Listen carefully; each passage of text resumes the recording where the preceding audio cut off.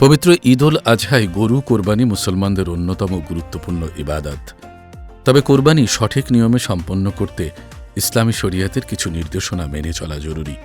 চলুন জেনে নেওয়া যাক কিভাবে নিয়ম মেনে গরু কোরবানি করবেন। ইসলামী শরিয়ত অনুযায়ী কোরবানির জন্য সুস্থ, নির্দিষ্ট বয়সের এবং ত্রুটিমুক্ত গরু নির্বাচন করতে হয়। অসুস্থ বা গুরুতর ত্রুটিযুক্ত পশু কোরবানির উপযুক্ত নয়। কোরবানির সময় গরুকে শান্তভাবে কিবলামুখী করে শোয়াতে হবে। জবাইয়ের আগে ধারালো ছুরি প্রস্তুত রাখা জরুরি, যাতে পশুর কষ্ট কম হয় এবং দ্রুত জবাই সম্পন্ন করা যায়। এরপর বিসমিল্লাহি আল্লাহু আকবার বলে জবাই করতে হবে। জবাইয়ের সময় শ্বাসনালী, খাদ্যনালী এবং গলার প্রধান রগ কেটে দিতে হবে।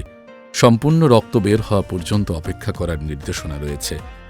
ইসলাম ধর্মে পশুর প্রতি নিষ্ঠুরতা নিষিদ্ধ, তাই মারধর, ভয় দেখানো বা অযথা কষ্ট দেওয়া থেকে বিরত থাকতে হবে।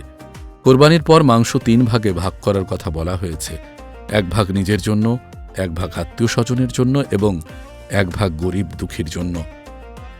বিশেষজ্ঞরা বলছেন, কোরবানির বর্জ্য নির্দিষ্ট স্থানে ফেলা এবং আশপাশ পরিষ্কার রাখা জনস্বাস্থ্যের জন্য অত্যন্ত গুরুত্বপূর্ণ।